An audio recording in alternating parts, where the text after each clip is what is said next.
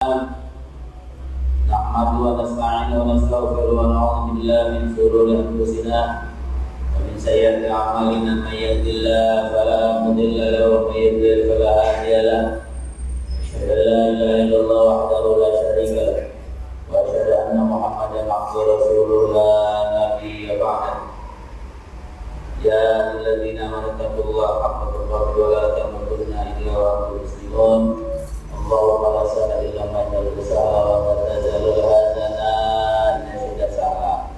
Sadaqallahul azim. Ma'asyiral muslimin, sedang menuju salat subuh. Mudah-mudahan kita memohon pada Allah Subhanahu wa taala bahwa kita selalu diberikan kesehatan oleh Allah Subhanahu wa taala. Kesehatan kita semoga Allah mudahkan untuk selalu lakukan ibadah kepadanya, dan kita berharap pula semoga ibadah kita pada hari ini diterima oleh Allah Subhanahu wa taala. Amin ya rabbal alamin. Patut kita bersyukur di pagi hari ini dengan mengucap alhamdulillahirabbil alamin, karena segala sesuatu dengan qadar Allah, dengan kehendak Allah, sehingga kita bisa bangun. Salat dan salam semoga tercurah kepada Nabi kita Muhammad sallallahu alaihi wasallam, salam jaga buat keluarga, sahabatnya, dan juga pengikut yang setia terhadap ajaran yang sama. Bapak hadirin Allah, kalau kita berbicara tentang Rasulullah adalah manusia pilihan. Jauh sebelum Rasul lahir, nama Muhammad sudah viral, sudah disebut-sebut di dalam Injil maupun di dalam Taurat, dan itu dipisahkan dalam Al-Quran surah Shaf ayat 6. Wa qala Isa bin Maryam ya bani Israil inni rasulullah ilaikum musaddiqan lima baina yadayya min at-Taurat wa mubasyshiran bi rasulin ya'ti min ba'di Muhammad. Falamma ja'u bil bayyinat qalu hadza sirrun mubin. Ketika Nabi Isa berkata pada kaumnya, wahai kaumku, aku ini utusan Allah, anak Maryam, yang musaddiqan lima baina yadayya minat Taurat, yang membenarkan berita-berita yang datang dari Taurat, wa mubasysyiran bi rasulin ya'ti min ba'di Muhammad, juga memberikan kabar gembira untuk di masa yang akan datang ada nabi terakhir, la nabi apa, tidak ada nabi lagi setelah nabi tersebut, ismu Ahmad, namanya Ahmad. Falamma ja'u bil bayyinat qalu hadza sirrun mubin. Awalnya mereka percaya bahwa Muhammad itu orang hebat. Awalnya mereka yakin bahwa Muhammad itu orang yang benar-benar membawa aman, sampai kalimat al-amin diberikan gelar itu kepada Rasulullah SAW. Muhammad muda.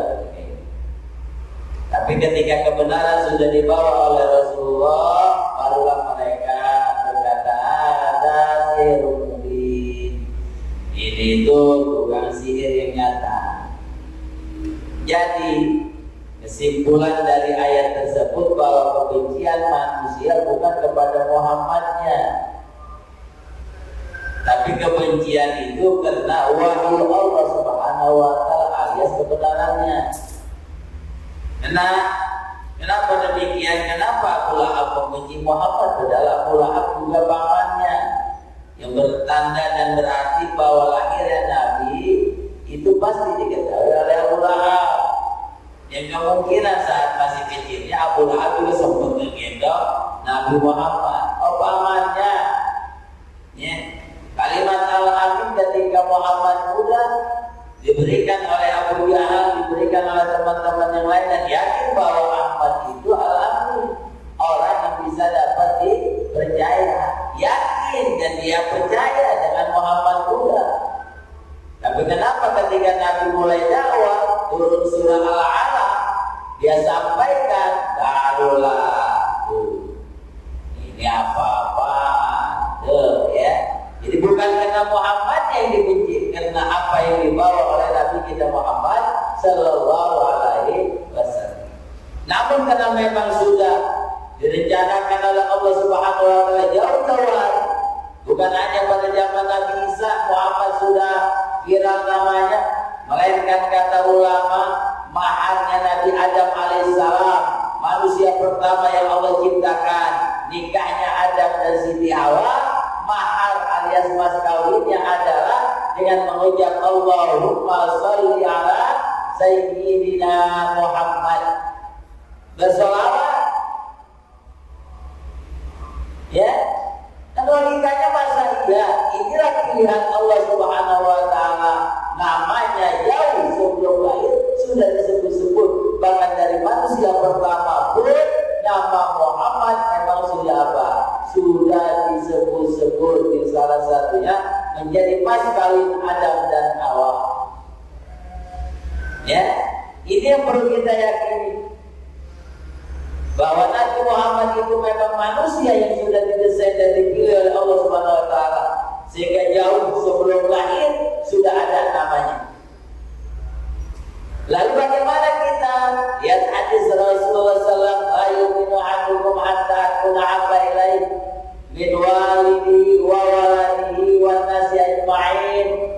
Tidak sempurna keimanan seorang kalau bukan Allah dan Rasulnya yang diprioritaskan dan diutamakan untuk dicintainya. Min walidihi wa waladihi wa nasi ajma'in.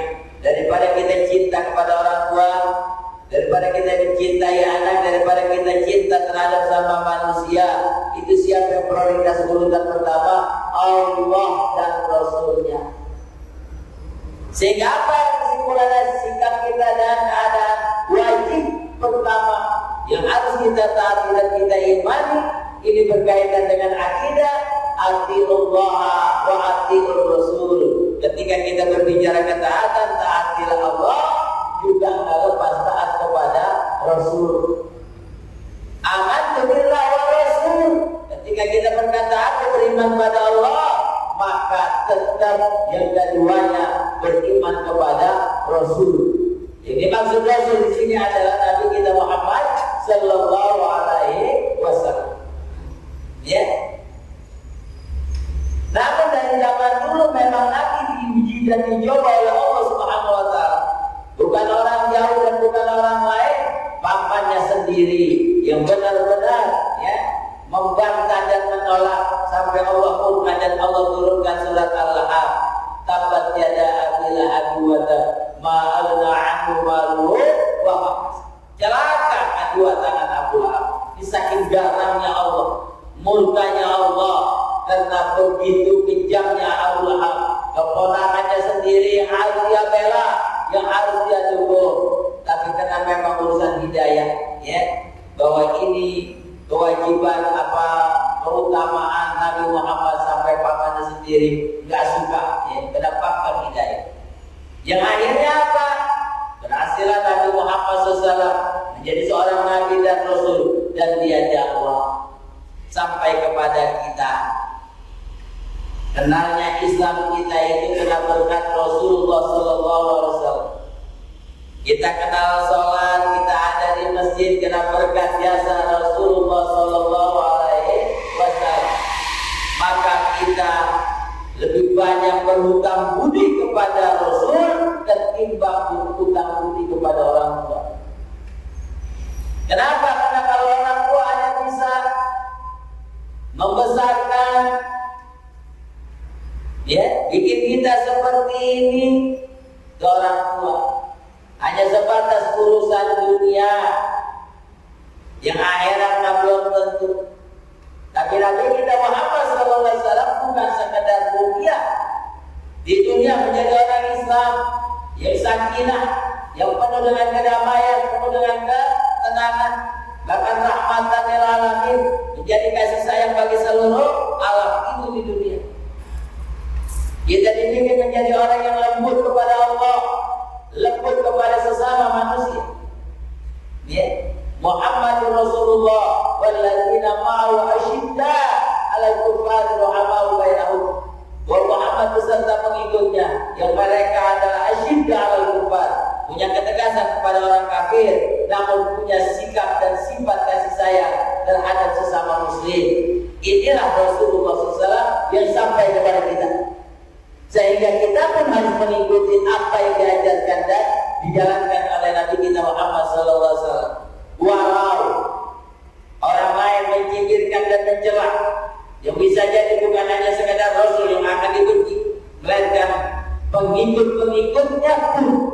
Lihat para alim ulama sudah mulai, ya, ini screen ini saya informasikan, ya, sudah mulai diinjar-injar, bahkan ada yang ditusuk dan ada yang dibunuh.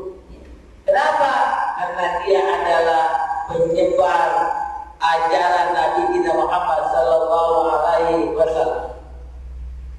Sehingga begitu pula kita umat Islam yang mengaku beriman kepada Allah dan Rasulnya dengan segala resiko. Kita hanya berdoa hadirin, mudah-mudahan kita selalu dilindungi oleh Allah Subhanahu Wa Taala. Tapi kita harus yakin dengan keadaan bahwa hidup di dunia ini memang tidak seaman-aman yang kita harapkan. Selalu pasti. Tapi apa yang harus kita lakukan? Mantapkan keimanan kita kepada Allah dan kepada Rasulnya. Sehingga ketika orang mencela dan mencaci Nabi Muhammad SAW, maka apa sikap kita? Kalau kita mengaku beriman pada Allah, beriman pada Rasul, ya, Ibnu Taimiyah dia mengatakan dalam sebuah kitabnya yang berjudul Sarimul Maslul Satimi Rasul, berbicara tentang pedang yang terhunus untuk orang yang menghujat Rasul. Itu judul kitab. Beliau mengarang sebuah kitab besar berkaitan dengan orang yang mencela Rasul, sampai diawali dengan pedang yang terhunus untuk menghujat Rasulullah. Beliau mengatakan dalam kitab itu 4 mazhab ulama besar, ulama aliran setelah tabi'ut tabi'in, yaitu Imam Hanafi, Imam Maliki, Imam Hambali, termasuk Imam Syafi'i radhiyallahu anhu. 4 ulama terbesar.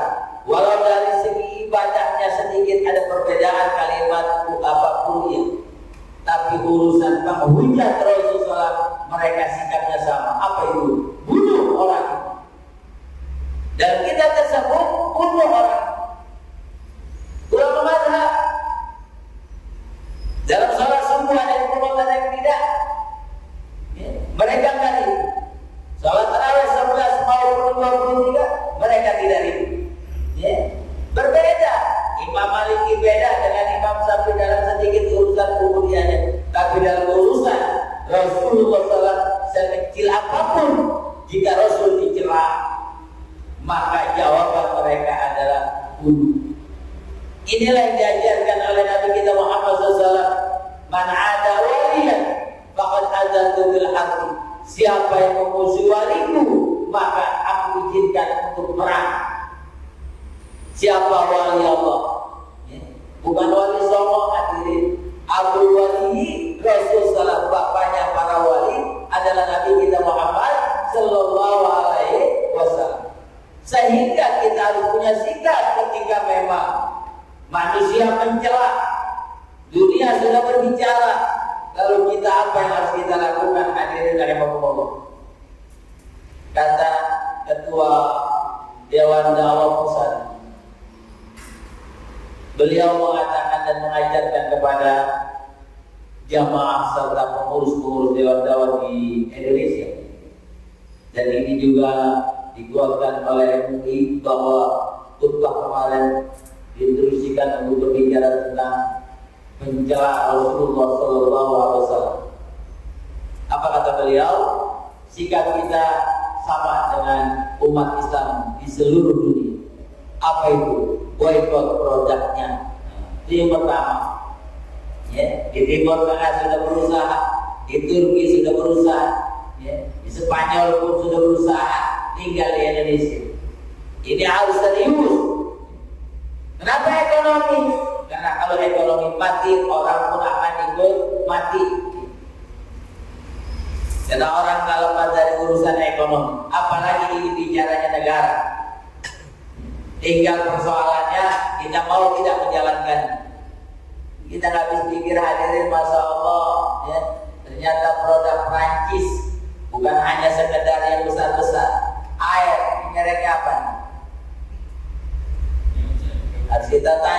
Aqua Prancis katanya. Padahal air dari mana? Gunung Salak. Air Gunung Salak. Kenapa kaitannya dengan Prancis? Masya Allah, ya. Ini apakah orang Indonesia yang miskin, yang double atau apa? Sampai ke air milik Prancis. Kita nggak habis pikir. Galon Aqua pabriknya di Bekasi, pabriknya ada di Bekasi, airnya ada di bumi Indonesia. Gunung Salak itu banyak mata air, nggak akan kering. Tapi kenapa dimiliki oleh Prancis sampai ulama mengatakan salah satu jangan minum air Aqua? Sementara air Aqua itu adalah santapan kita, minuman kita sehari-hari, merek terbagus mungkin gitu loh. Untuk kondisi sekarang salah satunya adalah Aqua. Karena Aqua itu adalah produk pertama kemasan air. Ternyata cuma gara-gara saham menjadi milik mereka. Ya. Kita harus berusaha. Ustaz dan ulama janganlah minum air Aqua. Oh gitu. Sementara disediakan oleh panitia. Gimana jawab urusan? Diminum nggak kira-kira? Ini harus berusaha kita. Mulai sekarang. Sampai kapan? Sampai Presiden Perancis minta maaf dan kalau perlu kita doakan biar masuk Islam. Amin. Hadirin rahimakumullah, itu yang pertama. Yang pada dasarnya begitu banyak produk Perancis, banyak danun, ya, produk ini, makanan anak-anak, ya, urusannya es krim dan sebagainya. Ternyata di Indonesia ini makanan semuanya punya orang luar. Itu yang pertama. Yang kedua, kata ketua Dewan Dakwah hadirin, apa yang kedua? Kita sebarkan berita itu biar masyarakat umat Islam lebih tahu bahwa Presiden Perancis memang benar-benar ya mencela baginda Rasul Muhammad Sallallahu Alaihi Wasallam. Kalau sekarang gampang memviralkan, kita share kemana-mana. Ya. Jadi pengajian-pengajian pun harus disampaikan. Karena memang baru tahun ini seorang presiden berani mencela dengan secara terang-terangan dengan Rasulullah.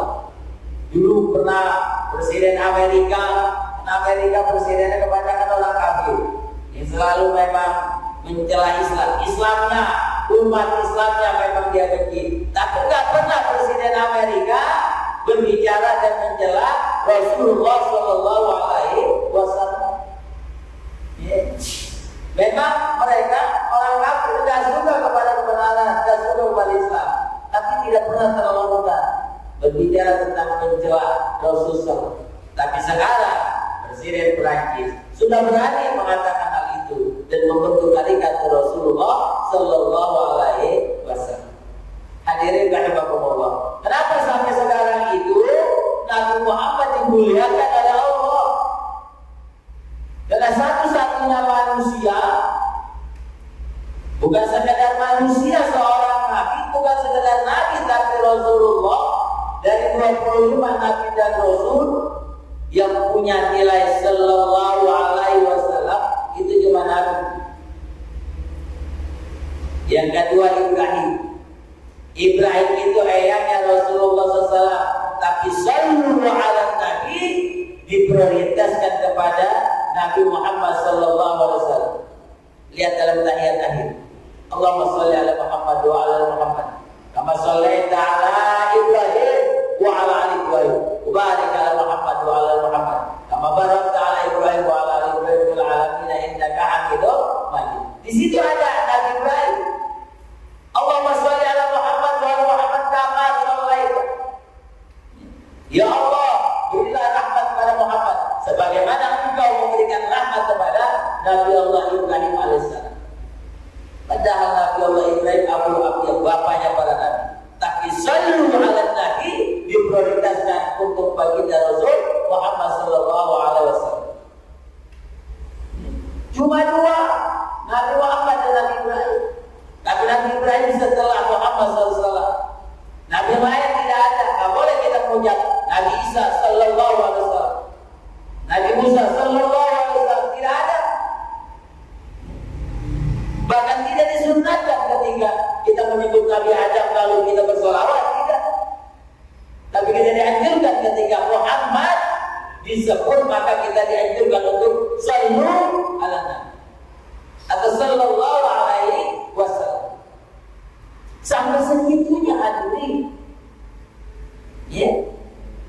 Sehingga cintanya kita benar-benar dengan bersolawat itulah menandakan bahwa kita ini bukan kebutuhan Rasul. Emang yang butuh solawat Rasul? Bukan.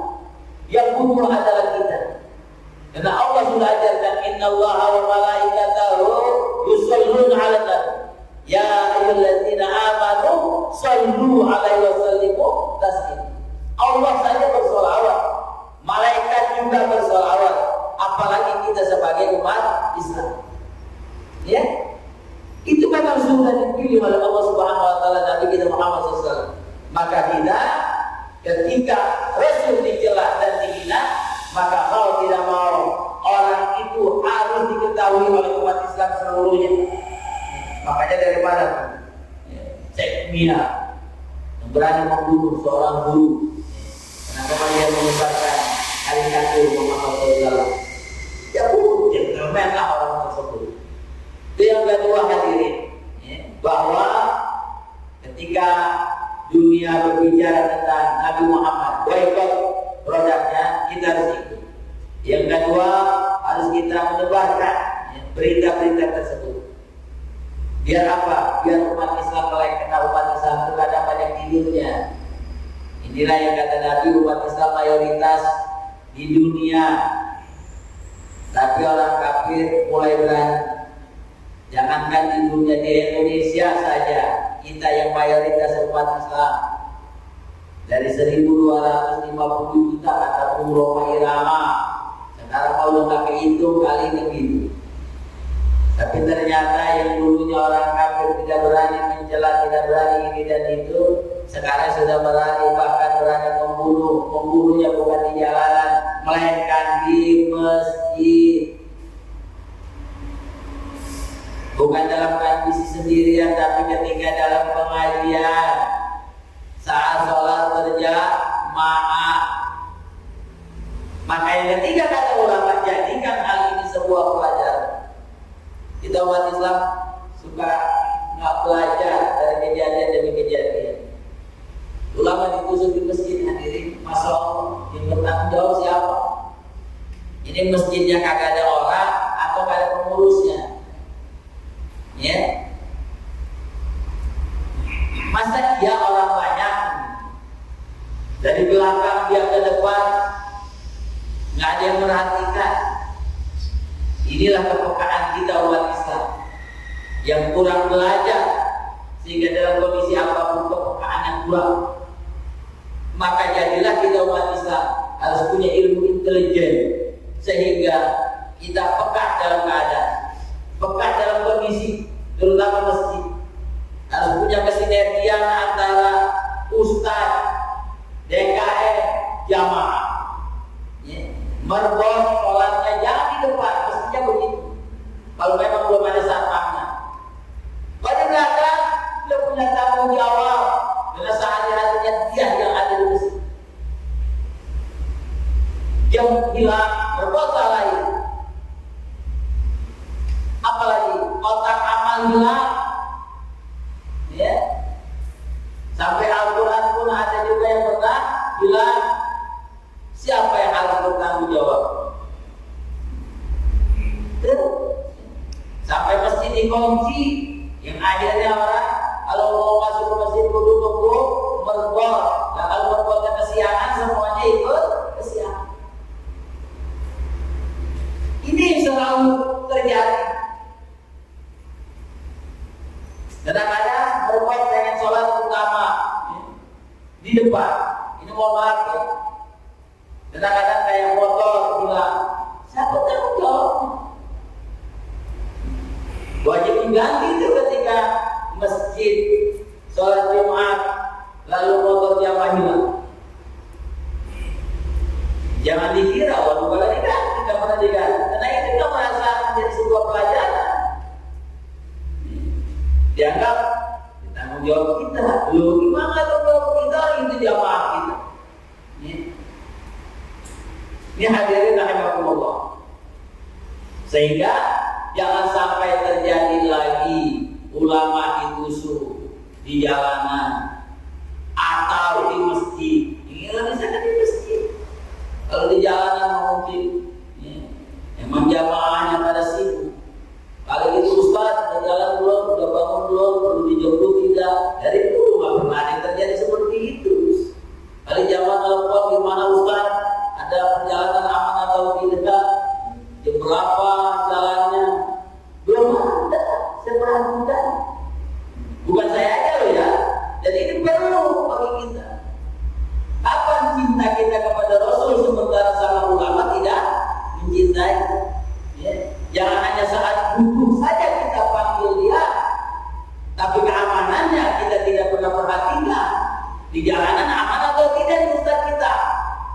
Subuh. Karena subuhnya jam berapa tadi? Jam 4, 10 menit. Nggak mungkin saya jalan setengah 4. Jam 3 udah jalan. Kalau jam 3 jalan nggak mungkin bangunnya jam 3. Iya kan? Coba bayangkan. Kalau sekarang mungkin begitu. Nah, artinya ini harus ada sinergi antara jamaah, DKM masjid, dan termasuk ustaz. Masjid gak akan ramai, gak akan meriah ketika tidak ada ustaznya. Kan gitu. Kok sampai segitu? Loh, kenapa tidak? Punya tanggung jawab. Buat apa tuh kotak dikumpulkan, dicariin dana, ya? Jangan hanya sekedar menghitung saldo ratusan juta, cuma sebutan satu ratusan juta, tapi buat pendukung-pendukung ini tidak, ya? Paling hanya tahunan habis begitu saja. Ini harus kita kemas kembali, ya? Imaratul masajidnya dalam rangka memakmurkan masjid, ya? Bukan sekadar pengajian ini dan itu, ya? Jangan sampai sekali lagi saya katakan bahwa ustaz-ustaz kita yang begitu banyak, memang ustaz tidak minta hadirin, tidak perlu dikawal karena dia yakin punya Allah Subhanahu wa Ta'ala. Tapi peran kita, apakah Nabi berharap untuk dibela? Tidak. Nabinya sudah tidak ada, tapi kebutuhan kita, kalau ini adalah kewajiban kita. Nabi sudah tidak ada, masih juga dicela. Peran kita untuk membela nabi-nabi kita pada Nabi. Kita punya istri saja dicolek orang lain kita marah. Kita punya istri digodain orang lain saja marah. Yang istri belum tentu membawa kita masuk dalam surga, rata-rata masuk dalam neraka. Iya, begitu. Di dunia bikin kesel, apalagi nanti di akhirat. Allah, itu istri. Saking cintanya kita kepada istri, kita bela mati-matian ketika dicela atau dihina atau digodain oleh orang lain. Itu istri. Lah ini Rasulullah syafi'an ila yaumil qiyamah, pemberi syafaat pada hari kiamat. Jadi seandainya kita tidak beriman kepadanya, maka kita tidak akan diakui keimanan kita kepada Allah Subhanahu wa Ta'ala. Yakin itu hadir. Ketika kita meremehkan Rasulullah SAW, ini harus kembali pada diri kita. Kenapa kita cuek kepada pencela Rasul? Jangan-jangan bukan orang kafir kok yang mencela Rasul. Kita sendiri pun ya, mungkin termasuk sebagai orang yang melecehkan Rasulullah SAW. Lihat satu hadis, man raghiba an sunnati falaysa minni. Siapa yang kagak suka dengan sunnahku, maka itu bukan umat. Hadis ini selalu dibaca saat ada pernikahan. Dianggapnya cinta Rasul hanya nikah, bukan itu. Ya, punya istri 1, 2, 3, 4, lalu itu dibilang sunnah Rasul. Malam Jumat ikuti sunnah Rasul. Padahal sunnah Rasul begitu banyak. Kita perhatikan amalia kita. Masuk ke kamar mandi, ya, apakah kita sunnah yang kita lakukan? Masuk dengan kaki kiri, baca doa untuk ikan dan khubusi wal fawaiz. Keluar dengan kaki kanan, ghufranaka. Kalau itu kita lakukan, berarti pada saat itu kita melakukan sunnah Rasulullah, tanda kita cinta padanya. Tapi kalau kita sembrono, masuk sembarangan, ternyata masuk dengan kaki kanan, baca doa juga tidak. Keluar dengan kaki kiri, baca doa juga tidak. Atau saking kebeletnya kita masuk kamar mandi, bukan lagi melangkah melainkan loncat ke kamar mandi. Nah ini kan terlalu kita remehkan. Ah ini sudah biasa. Ya, masuk ke masjid yang harusnya kita awali dengan kaki kanan, dengan baca doa Allahumma ftahli abwaaba rahmatika. Keluar dengan kaki kiri, kita baca doa Allahumma ftahli abwaaba rahmatika. Tapi sehari-harinya kita lupa. Apakah ini termasuk cinta Nabi? Tidak.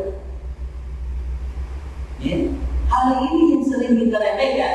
Bahkan setua kita kadang mengartikan yang wajib yang sunnah kalau dikerjakan dapat pahala, kalau tidak nggak apa-apa.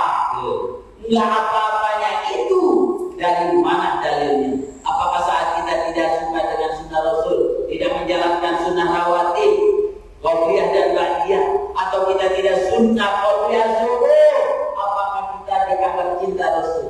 Belum tentu hadirin. Ya, dan kita suka meremehkan, nggak mengerjakan sunnah juga nggak apa-apa. Padahal kita butuh Rasul. Ya, sehingga apa yang dilakukan oleh Rasul kata Allah, wa ma'atakum Rasul wa khudhu wa manhakum anhu fantahu. Apa yang dibawa oleh baginda Rasul Muhammad SAW ambil, termasuk perbuatan-perbuatan kebiasaan Rasul harus kita ikuti. Ya. Senin Kamis berpuasa harus kita tunaikan. Dan Nabi membiasakan hal sampai Nabi ditanya, Suila Rasulullah an sawm isnain. Nabi ditanya tentang puasa hari Senin. Ya Rasul, kenapa anda puasa hari Senin? Ya, ulitu fi, hari Senin itu hari di mana aku dilahirkan. Nabi Maulud. Maulud itu kan menyambut hari kelahiran Rasulullah. Menyambut. Setiap hari Senin yang kami lakukan adalah saum. Jadi puasanya hari Senin itu tanda syukurnya Rasul. Hari itu adalah hari dilahirkan diri. Sehingga kita berulang tahun, boleh nggak bukan setahun sekali, berulang tahun. Lahir hari Selasa kita puasa. Lahir hari Rabu kita puasa. Karena hari lahir kita sebagaimana Rasul. Nah, ulang tahun itu bukan tahunan. Yang dilakukan oleh Rasul menyambut Maulud setiap minggu, setiap hari Senin. Apa yang dilakukan? Sahur. Bukan tidak ada Maulud. Ada yang dilakukan oleh Rasulullah SAW. Kalau sekarang hanya tahunan, dianggap cinta Rasul. Padahal sehari-harinya minum dengan tangan kiri. Begitu enjoy, merasa tidak berdosa. Makan tahu dengan tangan kanan, cabenya tangan kiri.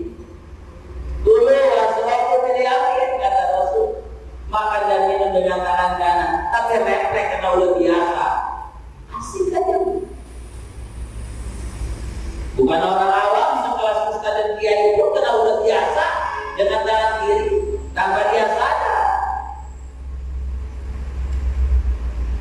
Apakah ini tidak termasuk pelecehan? Apakah ini termasuk ya yang tidak jauh beda dengan orang kafir? Orang kafir memang sudah jelas dia nggak akan suka. Dan Allah ingatkan dalam Al-Qur'an Yahud walan nasara hatta tatabi'a millatahum. Orang Yahudi dan Nasrani tidak akan suka melihat umat Islam berkembang. Sampai kapanpun hatta tatabi'a millatahum, sampai kita umat Islam mengikuti ajaran beliau. Mengikuti ajaran mereka yang kafir, baik dari kalangan Yahudi maupun dari kalangan Nasrani. Ya.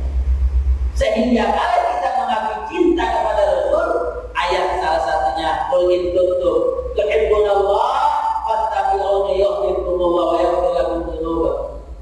Katakanlah wahai Muhammad, jika kalian mencintai Allah, fattabi'uni, maka ikutilah aku. Ini adalah Rasulullah SAW.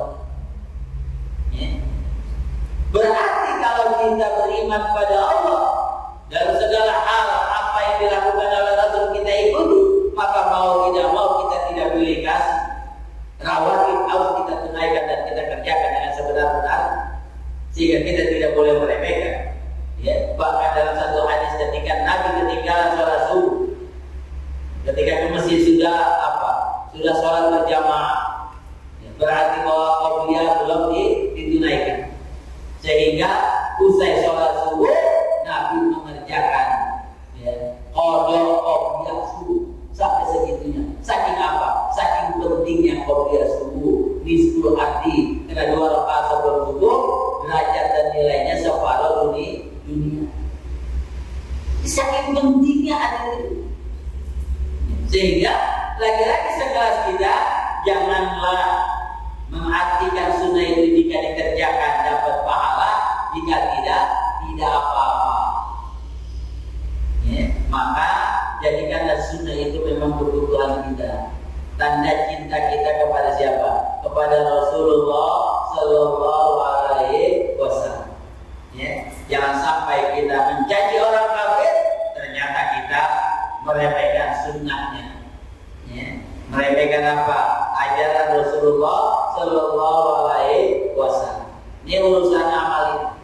Maka masuk masjid, keluar masjid, ya, masuk kamar mandi, keluar kamar mandi itu harus perhatikan. Makan, jangan kita biasakan, ya, dengan tangan kiri, jangan biasa. Kalau perlu yang melihat tegur, jangan anak kecil saja kalau minum dengan tangan kiri kita marahi. Sementara yang tua kita diamkan saja. Tegur, tangan kanan. Nah, harusnya begitu. Cuma kadang kita keenak gitu, ya. Mau perasaan. Saya kira hanya makan perasaan, melihat orang lain melakukan kesalahan dalam hal makan dan minum. Hadirin rahimakumullah, ya. Itu yang ketiga. Sehingga jadikanlah ini sebuah pelajaran bagi kita. Belajar dan belajar.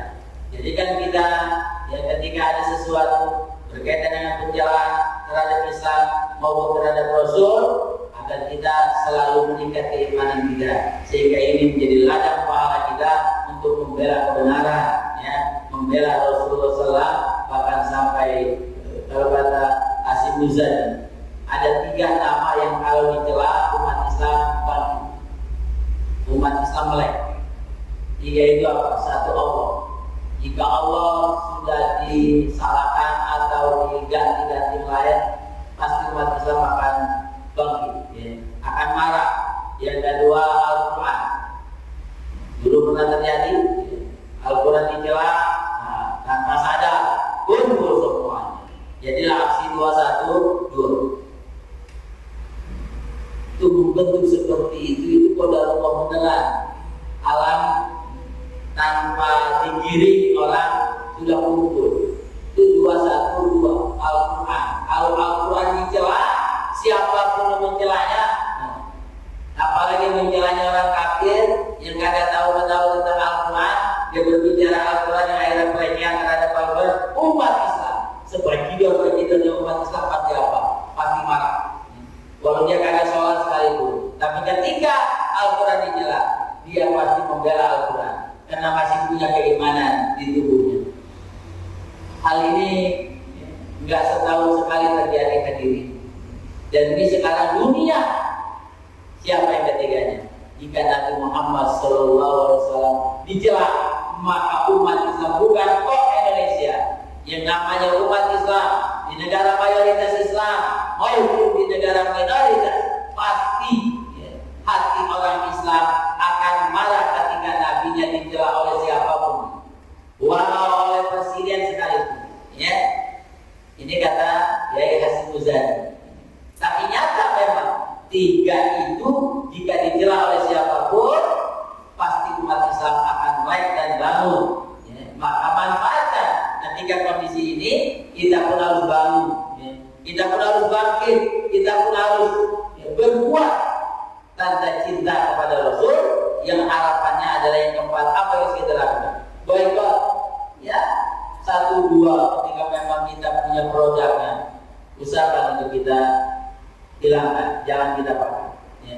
Kalau di YouTube ada orang punya mobil Prancis lalu dibakar, itu Allah benar atau tidak. Ya.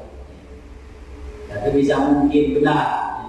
Kalau memang dia imannya sudah mantap, saking bencinya kepada orang Prancis yang mencela Rasulullah. Itu yang pertama, ya. Yang kedua, sebarkan berita ini. Yang ketiga, jadikan sebuah pelajaran. Kita paling yang keempat, yang mau dan harus kita lakukan. Tapi ini selemah-lemahnya manusia. Apa itu? Doa. Yang harus kita panjatkan adalah doa. Kenapa doa? Yang kita mau perang di negara orang yang tidak mungkin Andai kita berani membunuh jauh, nggak mungkin juga. Belum membunuh malah kita yang sudah dibunuh duluan. Begitu. Saking susahnya. Maka kita umat Islam di seluruh wilayah Indonesia doa. Apa doanya? Biar lidah Presiden Prancis diberi sanksi oleh Allah Subhanahu wa taala. Kita serahkan kepada Allah. Walau akhlak Rasulullah SAW ketika dicela, Nabi tidak sama dengan nabi-nabi lain. Kalau nabi-nabi lain ketika umatnya sudah maksiat dan ingkarnya parah, maka dia berdoa. Nabi Nuh banjir, itu doa Nabi Nuh. Umatnya sudah 950 tahun, tapi umatnya nggak pernah ikut. Cuma 8 orang, anak istrinya pun malah ingkar kepadanya. Dijawab doa. Nabi Soleh, Nabi Lut, nabi-nabi lain, melainkan Nabi Muhammad ketika Abu Jahal dan Abu Lahab. Nabi kalau ke masjid dilempari kotoran, diludahi. Abu Jahal, Abu Lahab. Tapi awal ketika Abu Jahal sakit, yang lain belum sempat menjenguknya, Nabi Muhammad pertama orang yang menjenguk Abu Jahal saat Abu Jahal sakit. Itu rahmatan lil alamin ya Rasul. Bahkan sampai malaikat menunggu.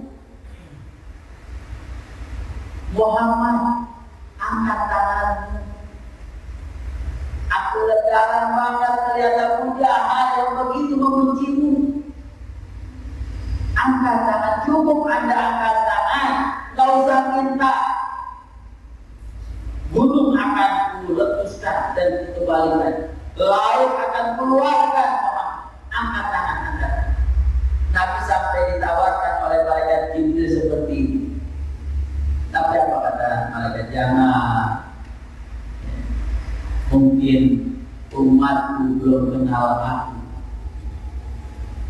Dan yang kedua, kalau aku angkat tangan, gunung kau kebalikan, semudah itu kau akan membalikan gunung.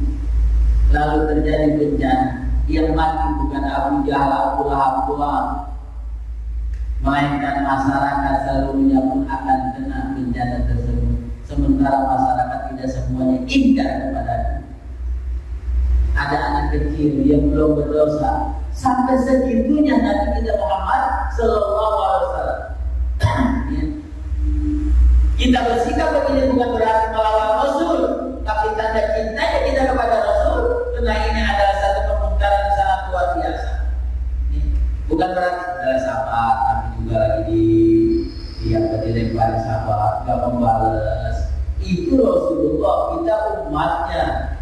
Yang harus kita bela kebenaran itu adalah sebuah kewajiban agama bagi kita umat Islam.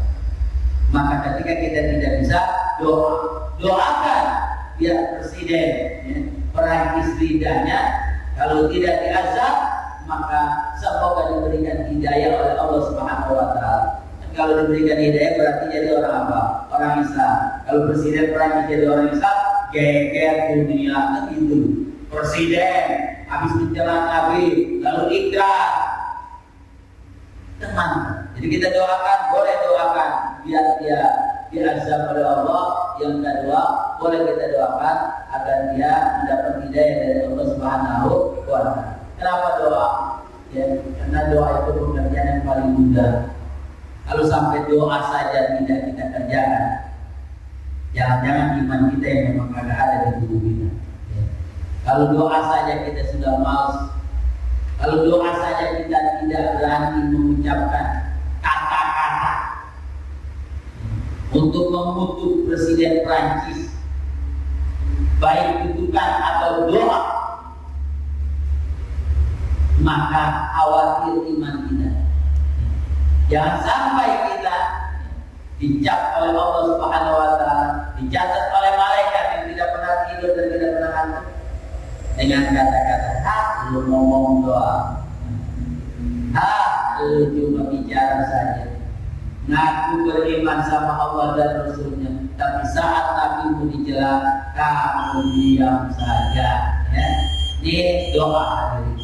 Maka oleh karena itu, ya, tidak ada kata lain melainkan 4 macam ini bisa kita kerjakan. Baiklah, mulai dari sekarang. Sebarkan banyak apa? Kita share kemana-mana, teman atau siapapun, biar tahu dan paham. Dan yang ketiga, jadikan sebuah pelajaran yang sangat berharga bagi kita. Ya, karena biasanya semakin diuji oleh Allah Subhanahu Wa Taala, maka ujian itu bisa mengangkat derajat kita, baik di dunia atau menjadi satu pahala nanti ladang di akhirat. Ya, makanya jadikan selalu pelajaran-pelajaran bagi kita umat Islam. Semakin banyak ujian, maka insya Allah pelajaran bagi kita akan semakin apa? Semakin banyak. Ketika kita merasa bahwa ini sebuah pelajaran, semakin banyak, insya Allah kita akan semakin pintar di dalam menjalankan syariat Islam. Dan yang terakhir, doa. Kita panjatkan doa sebanyak-banyaknya, ya, agar umat Islam diberikan kekuatan oleh Allah Subhanahu Wa Taala, diberikan ketabahan dan bisa menjalankan dengan sebenar-benarnya. Wabil khusus di negeri kita Indonesia, kita harapkan mudah-mudahan Islam selalu tegak dan jaya, bisa menjalankan ibadah dengan sebenar-benarnya. Ini disampaikan. Baik, silakan.